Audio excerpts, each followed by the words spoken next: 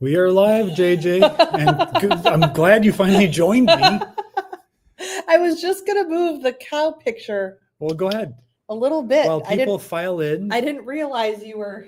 We're starting immediately. 15 minutes early. We are. We're going to a play tonight. So rather than shortchanging our viewers, we are shortchanging ourselves by broadcasting when they're not available. And giving ourselves no downtime. Today was supposed to be my day off. Yeah. And yes, well, my theater season sort of officially started today with our first theater meeting. And then I had 2 other work meetings. So, yay.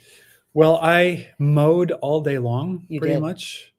And I enjoyed it. I finished up on listening to an audiobook, and then I listened to some podcasts. And I have been normally on our live, we will show thumbnails of videos we've been watching, and we'll talk about it, but we're not prepared. So we won't be able to bring those thumbnails up. However, I've been watching a lot of Ben Bickman videos about low carb, carnivore, blood sugar, insulin, and all those things. Yes, but we're not going to say anything now. We're going to wait to see if more people come in. That's fine, yeah. Yeah. But yeah, it's been fascinating. What Eric has been uncovering, I've not heard spoken about like this before in the carnisphere. And it could be because I'm dead wrong. It could be. Yeah. But it kind of brings a lot together. So it's very interesting. So it's exciting to, I don't know. There's something about when you go low carb, you go carnivore, there's just a tendency to want to dig deeper in understanding how metabolism works. And I think part of that's because people don't come to this just randomly. Usually they come to it after a long journey of trying everything else they possibly can before they get to this point. But it means that it sort of selects for a person who is an experimenter. Mm-hmm. And so we see a lot of people who get into carnivore who tend to get a little bit more knowledge under their belt about metabolism. Mm-hmm. And part of that has to do with how counterintuitive it is from the old paradigm. Mm-hmm. Being all steaks and fat and stuff that used to be the stuff that you were supposed to avoid. Stay away. I just remembered, oh my gosh, Patch the Pony. Tell me if you're Gen X and you remember Patch the Pony. I'm Gen X. I don't remember Patch. I feel like it was either a PSA or it was a guidance counselor thing. But Patch the Pony would say, nay, nay, stay away from strangers. Oh, okay. But yeah, so I'm thinking, nay, nay, stay away from steaks and fat is also the messaging we got, not from Patch. I still marvel though, because sometimes you'll encounter a movie or an audiobook, maybe nonfiction, where saturated fat in particular is vilified and is like, you got to avoid all that fat. Don't eat the steak. And if you do have a steak, cut the fat off. It was just conventional wisdom forever during our lives. Yeah. And you look at the sitcoms like Friends, and we were watching another one in recent months. I can't remember which one it was from 80s or 90s. And, the women are all eating their yogurt or they're sitting down with their bran cereal or something, just casual in the back. Nothing they're talking about, but that's running in the background. Yeah, eating low fat. Yeah. So, well, welcome everyone. I am JJ. I'm a life coach and I eat mostly meat. I am Eric. I am not a life coach and I eat mostly meat, but I've been experimenting with some other wider things of late. Yes. So that's been kind of interesting. Maybe we'll touch on that. I would like to, before we go into that, why don't I give my update on my yogurt experiment? Because it's done, right? Well, somewhat. The bulk of it is done. So we followed Dr. William Davis Wheat Belly fame, also Supergut. Is that right?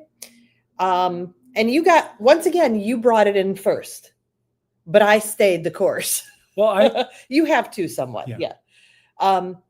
But I followed his paradigm. We've made all these different fermented dairies, different strains. I added a strain to the original 3.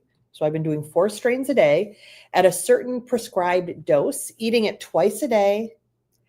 And first thing in the morning, before anything's in my stomach, to really let those bacteria populate the gut correctly. And so I've done that for a little over 2 months. And my goal was to get through July 31st, which I did. And now I am on just one sort of maintenance dose per day for now. That's my plan in August. okay. And I'm not isolating that first dose, which means I can get back to sort of a tighter eating window, because that sort of expanded my eating window, having it first thing in the morning before I ate anything else. Do you think you benefited? And I know I benefited in one way. So let me talk about carnivore first. So when I went carnivore, allergies cleared up or significantly reduced. So that was the one thing that I knew I was having some healing. No matter what, I was having healing, even if I saw nothing else. And with the yogurt, my nails have gotten stronger. And we have mentioned that here before, but they continue to be stronger. I have never had this in my entire life. It's crazy. I have to like file them and trim them. What's that? Normally, my nails my entire life have just snapped off, no matter how I've supplemented with calcium or collagen or put on the oil or whatever they tell you to do. I tried, did not work. The thickening polishes, no, nothing. What's worked has been the fermented dairy. And so I have to assume, since it's actually rebuilding my nails in a way that's never been done before, that it's rebuilding other things or something. That's a fair assumption. Yeah. Yeah. So I'm holding on to that. That is the main thing I've seen. And it is a bit like carnivore can be, though, where you might see results long term. It's not something that you get necessarily overnight. Some people experience results quickly. But mine has been the nails. So yeah, I am continuing to stay the course, but not on that. What is that first phase called? You're populating, right? Does he have a term for it? I think he does. I don't remember. But you're populating. And then you have to continue with it, not necessarily every day, but I'm going to just do a smaller dose every day for now, just to maintain, because they don't stay colonizing. I think that's it. The colonizing. Okay. Yeah. You read the book and stuff more than I did. So and you were in the group, so I expect you to know these things. The colonizing thing is Dr. Davis will say that any of these fermented dairies, whatever strain you're eating, they don't really take up residence long term. They're there and then they're gone, which is why you have to replenish it periodically. Yeah. Whereas other people tend to believe that you can reestablish certain strains, but I think he's not willing to say it because he doesn't have proof. Yeah. Yeah. So I think it's very successful, and I didn't see any negative effects. I didn't see any dairy inflammation or really anything. I think I've gained a little weight over the since April, but I sort of did a priming and then I went into a longer window. I don't think it's the dairy per se. It's just eating more. I think it's just been eating more this summer. So I've gained a few pounds, nothing major, but I'm excited because August now, I also plan to start dipping my toe into some fasting. Oh, yeah. Getting back to what you love. Yeah. Which is not eating at all. Weird. So I did that this past week. You did.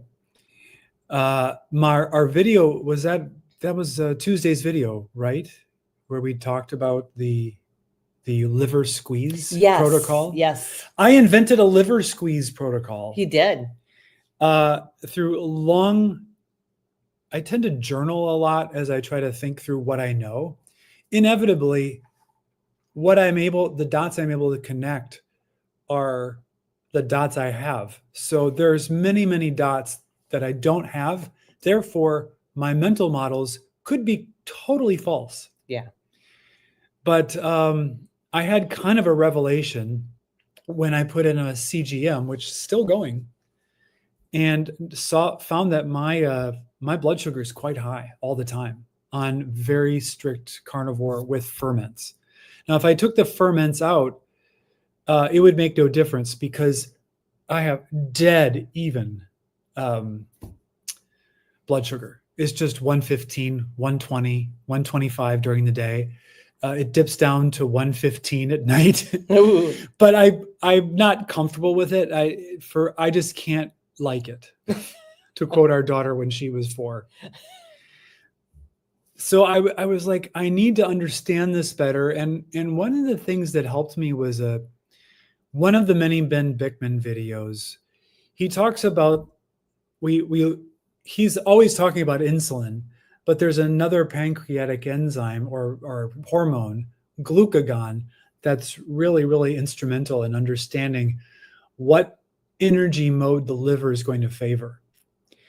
And it sort of lit the light bulb in my head. And the idea is that on carnivore, some of us, like me, we tend, because we don't have pulses of carbs coming in, we were relying on the protein to pulse some insulin, because you have to have insulin available in order to be anabolic. That is, to put nutrients into tissue, whether it's fat cells or muscle cells. Glucose can kind of jump the line a little bit, but you need that. And so and the other part of it is that protein tends to spark glucagon more. And in some people, it can, I guess, spark it a lot. And what glucagon does when insulin is low is it tells the liver, make some energy. And that's, the choices, I guess, are ketones or glucose. And in me, it was very clear, because of my constant high-ish blood sugar, that gluconeogenesis was favored. Now, I could take a Keto Mojo sample long time after a meal, and I would start having ketones show up, but they never got very high. It'd be 0.3, 0.4, 0.5 maybe. I wasn't following it that closely. So I put the CGM in, and I saw this horror, and I was like, I need to get the liver to shape up and make some ketones, or at least just calm its gluconeogenesis for a little while. And that's where the liver squeeze idea came in. Yeah. And I think it's important to say that your insulin is quite low. Yeah. So it's not a matter of anything around that per se. And also, it's my when insulin is released in response to a test burst of carbs, my blood sugar spikes and clears rapidly. So the cells are exquisitely insulin sensitive, at least in the peripheral tissue. Yes. But that insulin spike goes down really quickly, and that means that glucagon can recover. And Bickman talks about insulin to glucagon ratio. And that, I guess, if insulin's a little bit higher, you're anabolic, you're in storage mode. And then if it goes a little bit below and glucagon becomes dominant, you become catabolic. And it started to explain a whole bunch of phenomenon in my lipids, at least possibly explaining them. I always want to offer caveats, because I didn't say at the beginning, I'm a novelist. I'm not a biochemist. I don't really know anything other than what I've gleaned from other YouTubes. Yeah. So you should consider me a rando on the internet. Only thing that gives me slightly more credibility is that I'm not using a pseudonym. So take that under advisement. But as you know, I have a long history of high triglycerides, and now I've got this sort of elevated glucose. You could, obviously, the immediate answer most carnivores would say is, you're eating too much protein. Yep. You need to get your percentage fat higher and your protein lower. And I think there is some merit to that, for sure. But I also started to think that maybe I'm just not getting much insulin response at all to protein. And so it just got me thinking I needed to really test what the liver would do. So the liver squeeze protocol that I outlined in last Tuesday's video was I will fast from basically it was breakfast one day all the way through the night to the morning. And then I would hit the body with some hard exercise to further exhaust glycogen stores in the liver and in the muscle.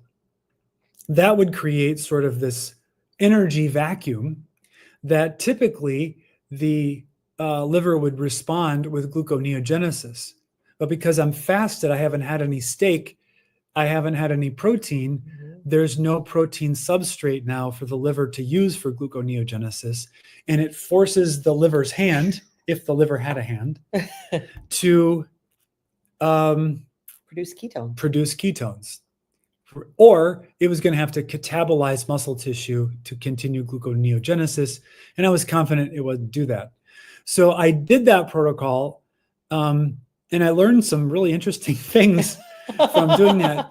I did a long ruck, which is with a weighted backpack, which is more of a zone 2 kind of thing. So more of a fat burning mode, but a little bit of a warm up, burned off some blood glycogen. As a matter of fact, my CGM showed that I got a little bit of a rise of blood sugar out of that as my liver released some to meet that demand. And then a bunch of body weight and some other resistance exercises. And it was pretty exhausting. Mm-hmm. And only then did I have my typical carnivore meal. And then that, what did I do with that? I don't think it was a protein meal, high protein though. No, it was no meal. Oh yeah. Yeah. That's what it was. So the squeeze is you put high exertion and then no food. And then that quickly depletes all of the resources and the liver has to do ketogenesis. And boy, did it do it. But it was very interesting. I would have thought that I'm at least somewhat keto adapted since I am producing ketones all the time, but no. As the day went on, I got hungrier and hungrier and hungrier. I felt terrible. Mm-hmm. I eventually got my blood sugar was down to like 77, which for a low carber is not that low necessarily. And my ketones were 2.5 or 2.7 or something like that. So really good, strong, deep ketosis. And I felt my worst at that point.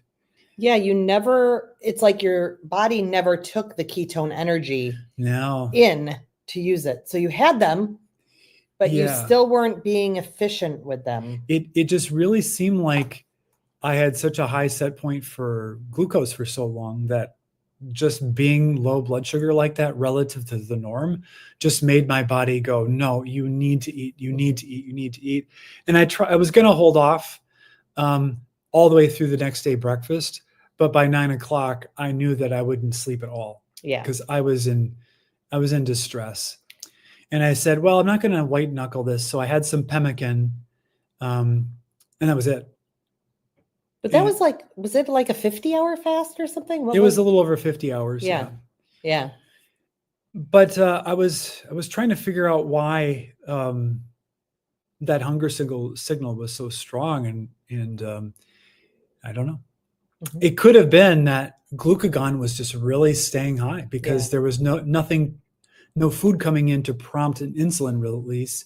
That glucagon was just telling the liver, you got to produce energy, and it was producing ketones, but it didn't really want to. So anyway, I had the pemmican. I slept just kind of okay. And then the next morning, but had decent blood sugar and ketones the next morning. That was sort of the lesson was I can liver squeeze and I can produce a high amount of ketones. So now I know that. It's just a question of the mystery of why the body doesn't want to do it. Why does it want to keep blood sugar so high? And I also learned that if you do a hard workout and you don't eat any food, recovery is miserable because all that muscle is like, give me some protein. And I'm like, no, I'm not giving protein because my liver can't be trusted with it. Yeah. Now you've done the hard workout to get into deep ketosis before. Oh yeah, many times. But then you'd refeed. Of right? course. Yeah. So yeah, that was a big kind of learning. And I kind of feel like maybe because I don't get the insulin pulses, I'm just never suppressing the gluconeogenesis. And it's not like I'm lacking energy because I have historically high triglycerides. There's plenty of fat available on board to burn. Mm-hmm. And I have plenty of adipose tissue. I mean, I'm fairly slender, but I have plenty on board for the body to use. You're not emaciated or yeah, anything. so it's not like there's nothing there for it to use. So yeah, quite interesting. Yeah, but we think we hypothesize that all of that is connected, and that if you get this worked out, and that your glucagon is corrected, and systems are running, and your liver's pumping out ketones that your body actually uses, it might solve that triglyceride issue as well. Right. Yeah.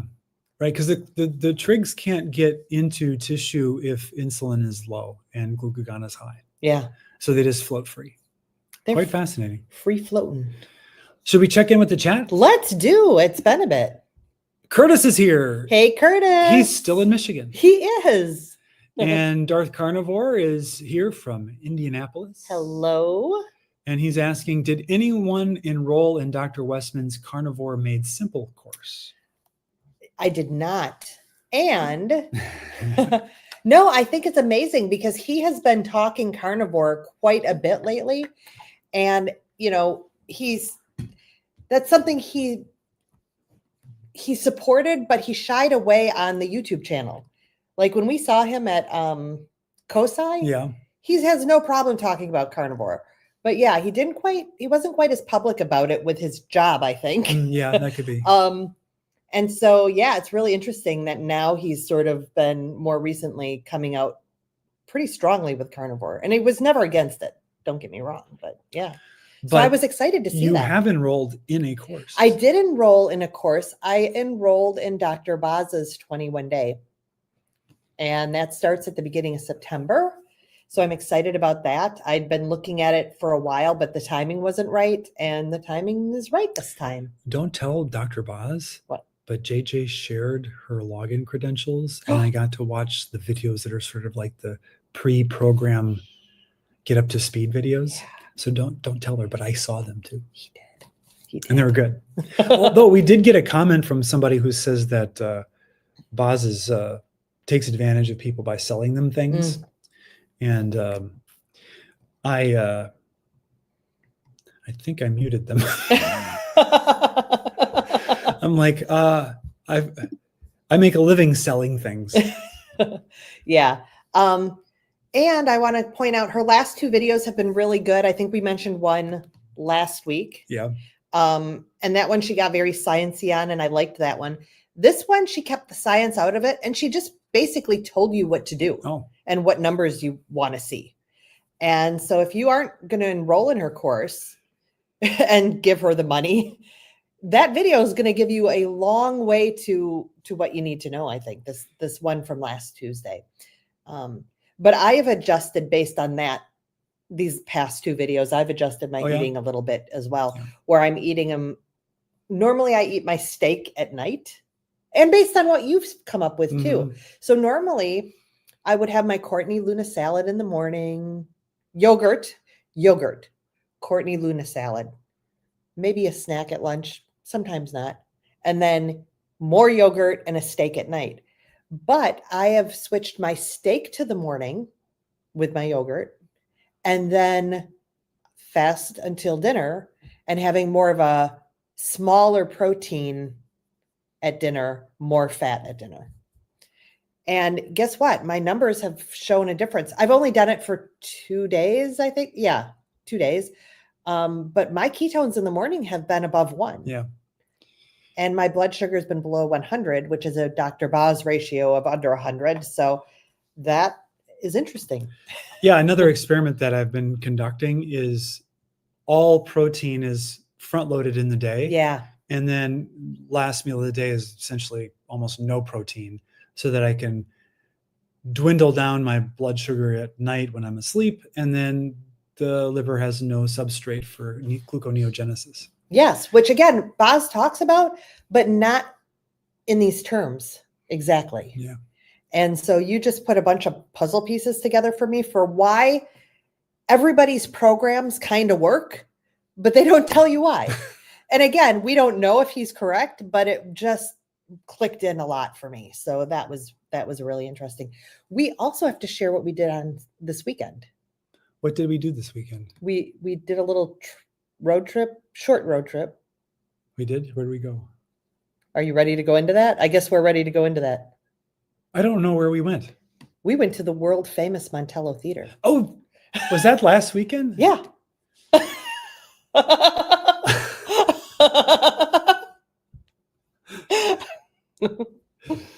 Yeah. My brain's not working very well. Apparently, I have no ketones going right now. But let's check in a little bit more, and then we'll talk about our adventures. Curtis says only 2 pounds short of 100 pounds lost. Curtis, that's great. That's fantastic. Keep us posted for that 100. Woohoo, woohoo. Although, I mean, come on, 98, that's incredible. Yeah, that's amazing. Darth Carnivore loved the Bickman lecture on glucagon in relation to type 1 diabetics. Yeah. What play are we going to see, JJ? Oh, tonight is Joseph and the Amazing Technicolor Dreamcoat. And this is the producer, I guess they would be called.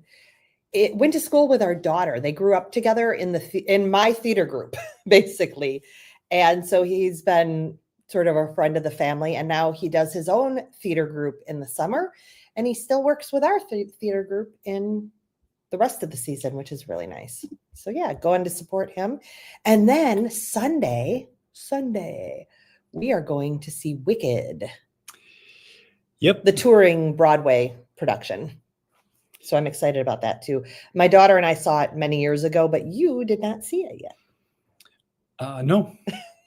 I've seen the movie, so I've seen only half of the show. Yeah. I don't know how it ends. Yep. You should get your glucagon measured. Got mine tested just out of curiosity via Own Your Own Labs. I can use walk-in labs in Wisconsin. So I should do that for sure. Yeah. Yeah. That's interesting. Michelle is here from Pennsylvania. Hello, Michelle. Darth Carnivore says there's nothing wrong with pseudonyms. Jugatsu says, love this happy couple from Tokyo. Hey, welcome. Thank you so much for the kind words. Kevin is here from Los Gatos, California. I love Los Gatos. Curtis is looking at Boz's training, but not this time. Not working really slows those kinds of things down. Yes. Not currently in the budget. Yep. I get that. Oh, I do too. Eat like a king at breakfast, eat like a beggar at dinner. Yes. Yes. I was eating like a king, kind of at both. Yeah. Yeah. But I also reduced my I only did that once where I cut my steak in half and only had half a steak at dinner just to test the low protein concept. I do really think though, I'm not, as we do this experiment, I'm not abandoning the whole idea of priming and getting that nourishment. I think that's super important at the beginning of a carnivore journey is to eat enough. Just eat. Yeah. Feed your poor body, feed your hormones, feed yourself the things that you've been lacking for years, and then you can get into more nuance later. Curtis says, wow, Eric, I'm the one with the brain injury. Yeah, I've been on a lawnmower all day, so my brain's all rattled around. Darth Carnivore, getting ready to launch my first videos on my YouTube channel next week. Yes. We love it. Yes. We will subscribe and we will watch. Everybody, click on Darth Carnivore, find his profile, subscribe immediately. Mm-hmm. Amazing. So the world famous Montello Theater meetup last Saturday or Sunday, one of those days. It was Saturday. And he told me when we were going to leave, like the day before, we're like, okay, what time are we getting on the road? And he told us it was about a 2-hour, 10-minute drive for us. And he had us leaving 2.5 hours before it started. So there's an hour meet and greet and then it starts. And I was like, oh, okay, no problem. Sounds like my husband. He wants to slide right in at the rope, well, not rope drop of the meet and greet, but before it starts so that you don't have to do too much socializing. Yeah, she's thinking I want to miss most of the meet and greet. Right. That was not my plan at all. No, it was not. I miscalculated basic time math.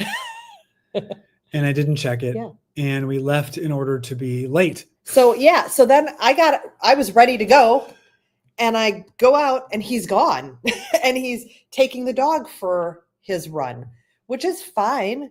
But I was like, okay. Yeah, I thought we had a whole hour of slack built yeah. in. So anyway, we got there. We slunk into the back of the world famous theater and there happened to be 2 seats available off to one side. Perfect spot for me. Those were the seats you would have picked if we were there early. Yeah, because they weren't by anybody. Yeah. And yeah. And it was a great meetup there. You know, Dr. Kiltz was there and Dr. Tony Hampton was there. And some other guests were present that gave these powerful talks and presentations about their carnivore experience and their life transformation. Mm-hmm. Carrie showed a trailer. The latest trailer. It's going to come out soon. Yeah, a really, really stunning trailer. That it's very strong. Yeah, and Adam was there, who's doing a lot of the production work. Right. Yeah. Oh, it was really good.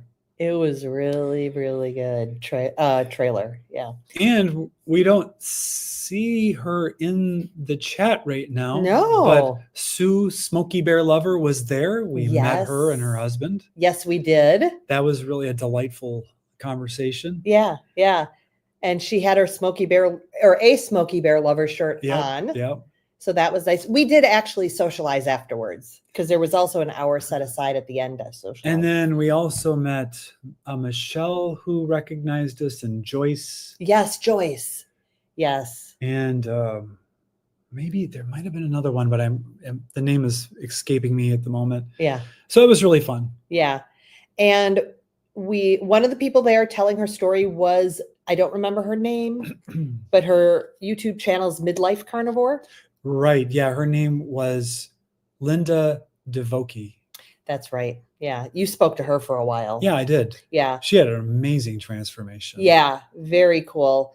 So it was good to hear from her. Coach Lisa was there and we got some interesting liver information. Yeah. I think that was where the whole liver focus really finally broke through my brain. Mm-hmm. And then Dr. Kiltz just mentioned kind of offhand that as we digest these macronutrients, the carbs and proteins enter the bloodstream and go straight to the liver, whereas the fats are absorbed and they go through the lymph and then straight into the bloodstream for their first pass.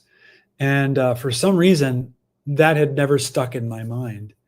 And it really got me thinking about my own metabolism and how, and that started me down this whole path. Yeah. So yeah. So it was great. Yeah. It was great. And we talked to Carrie a little bit and, I talked to Dr. Hampton for quite a while, which was great.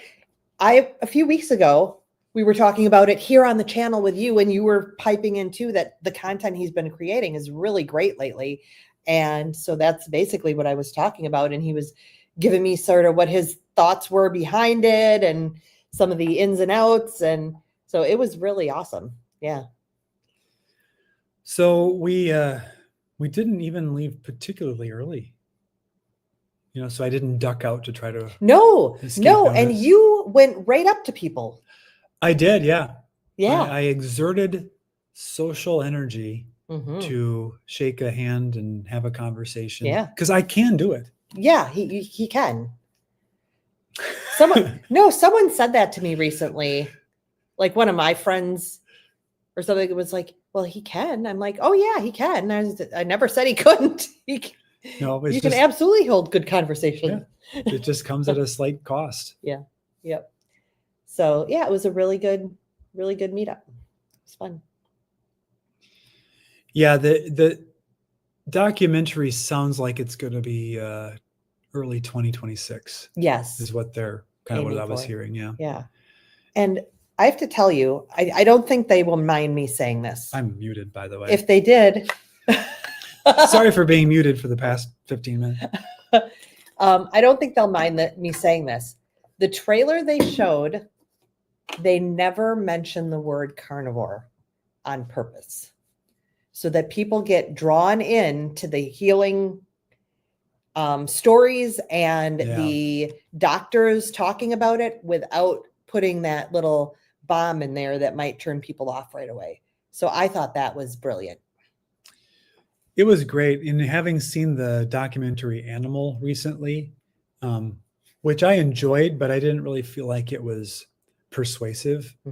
I think this one's going to be very persuasive. It seems like it so far, because it combines the sort of the good doctors are sort of one axis of the story, and then the transformation 1 year stories kind of is sort of the example, and you and that's going to be a really powerful combination. Yeah. So that was that, and we survived it. I ate a bunch of pemmican. You did. And then on the way home, we stopped and got hamburger patties, right? We did. Culver's hamburger patties, which were very good. Yeah. Because I was starvinating. Because your body just won't take the energy. Yeah, that's right. Well, I found out that maybe this pemmican I've been making might not be ideal for what's happening with glucagon and insulin in my body. So who knows? It's all experiments. Oh, and we had carnivore bars, too. Yeah, which are pemmican. But yeah. So more to come, but this is, like I said, your theory has really got me intrigued. Yeah, and it's helped me understand the other side of it with people with chronic high insulin. Like I always understood like the basic theory of it, but the more I get into it, the more I can draw a model of where of the energy flows. It makes more and more sense. Yep. It's a very complex circuit. So it's probably not relevant for the channel, but I did a massive, massive project on our golf cart. Okay, here, let's relate this a little to carnivore. I'll set the tone. Please find an angle a where little this bit makes of any sense. A carnivore angle is one of the things that's come with our carnivore journey is the more understanding of sustainability and self-reliance. And you were coming from a background where you had no mechanical skills at all. No. Nor the brain to really track all the things. Like details are not your thing. No, I'm not interested in them. No. So the fact that you could do this project that he's going to describe in a moment. I'll be brief. Yeah. So the fact that he could do it and both track it and do it with his brain, but also to have accumulated the skills you have over the last few years to be able to do it was great. Yeah. I would say, I mean, along with diet and reclaiming brain energy and health and stuff, skill acquisition is the name of the game for happiness and progress in life. It's not something I appreciated when I was younger because I didn't think in those terms. I didn't have enough experience to think in it. My dad was a mechanical engineer. He understood how automobiles worked. He understood how machines worked. He did not know how to fix them until much later in life. But he never shared any of his knowledge with me.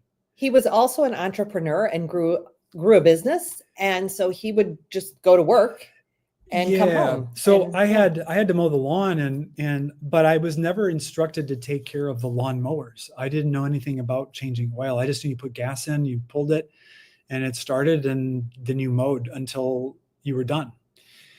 And there was sharpening blades. It never even occurred to me as a kid. And I don't know how many summers I mowed with the same dull blades. So anyway, here I am in adulthood, and we moved to this property, and I've got to maintain equipment, and I've got to do a lot of these things. And it really is just, thank God for YouTube as a resource. But anyway, the golf cart had a lift kit on it from the previous owners. It came with the property, and riding it was harsh. It was especially on the trails. And so I researched and found a better front suspension for it, and I got it. And then I had to do this installation, which required a lot of disassembly, which was interesting. And the instructions were so appallingly bad that had I done this 3 years ago, I would never have been able to complete it. But I did it. I took it apart. I put it together. And got the body all back together, and it works, and it's great. Yeah. Yeah. So that was a fun project. Yeah. And it was good because I had been so focused in on doing my fast and then these other metabolic tricks. I need to get my mind off of it. So a project like that, it was like a 6-hour thing, and it was a really nice puzzle to work on all day. Yeah. And it reminded me that I needed to divert my mind off of carnivore, which it's on most of the time, and think about some other topics. Past week and a half or so. Yeah. For sure. Oh, yeah. It's much better. It's great. You did a good job. Thank you.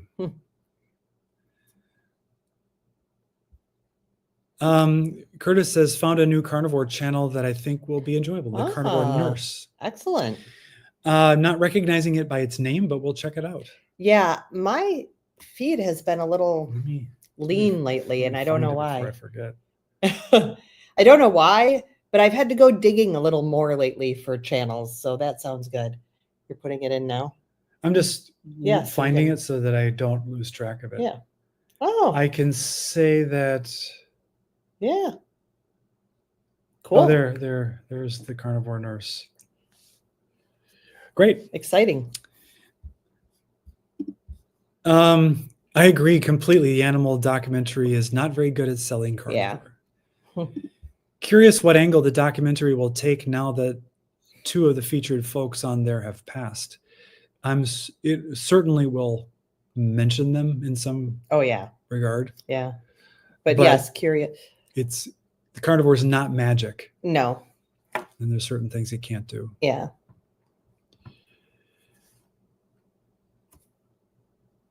And we had a moment of silence for both of them. Yeah. Yeah. Alex and Jeff.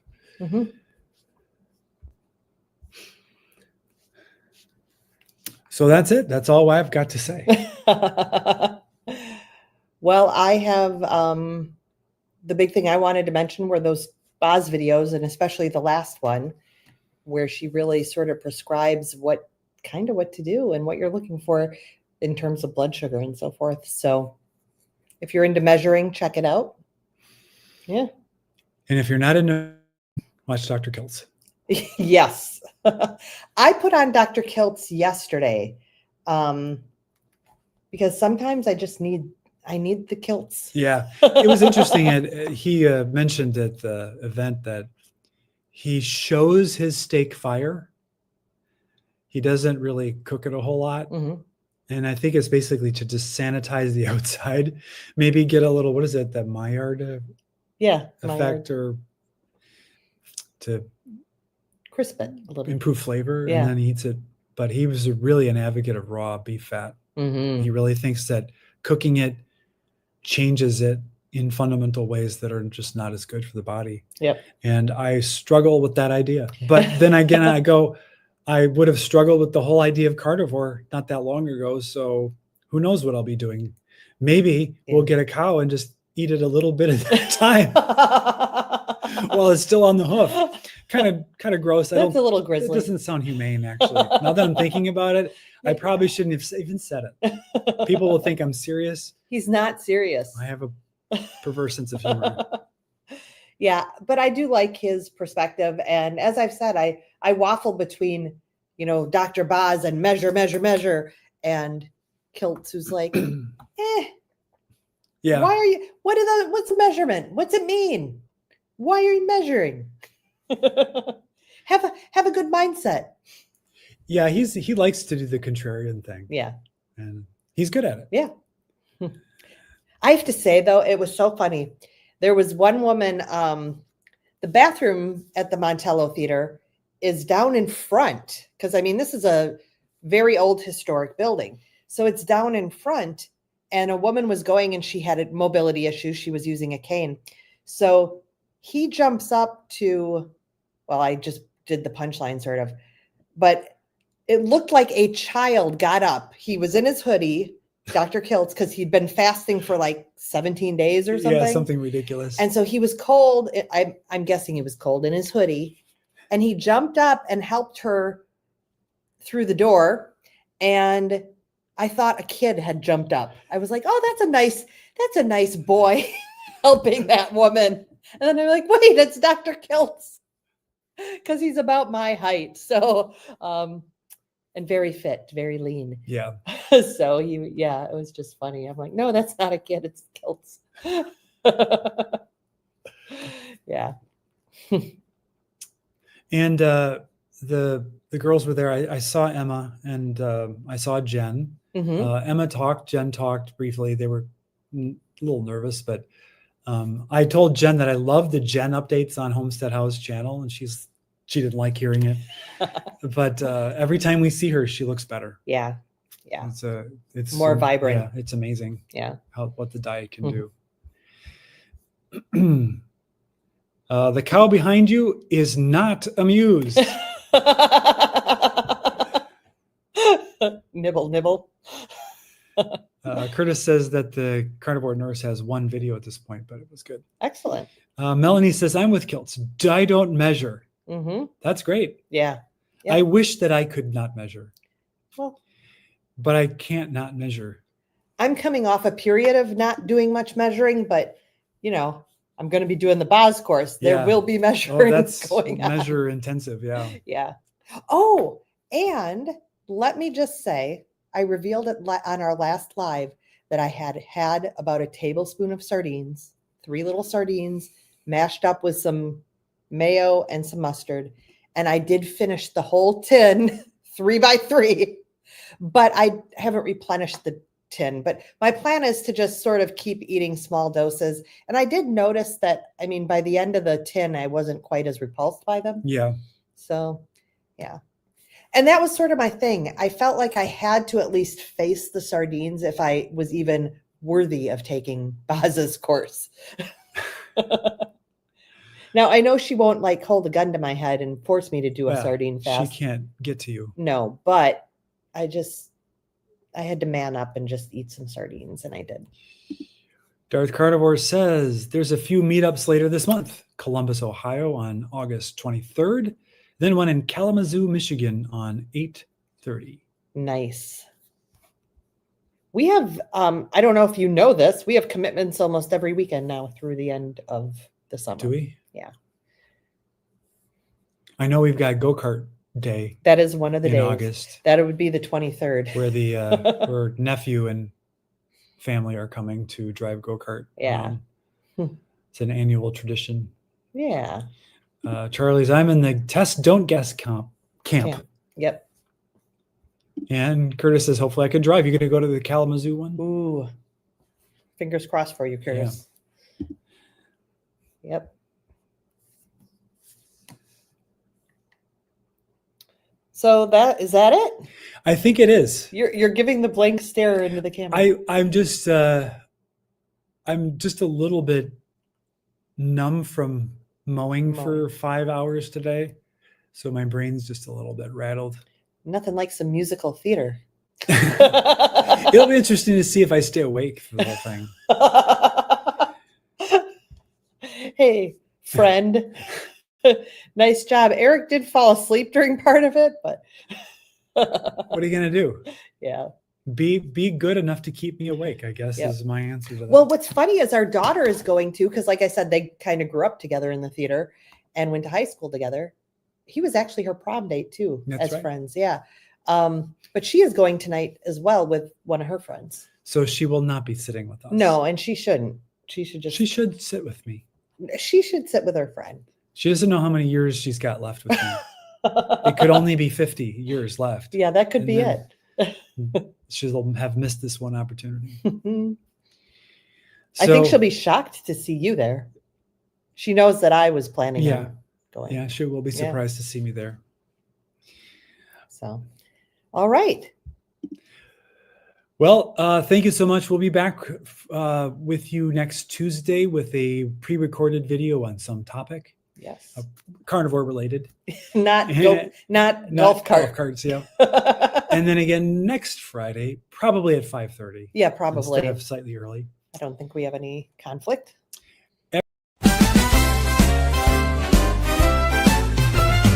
JJ and Eric, their lipids are high. Their doctors are worried they're both gonna die.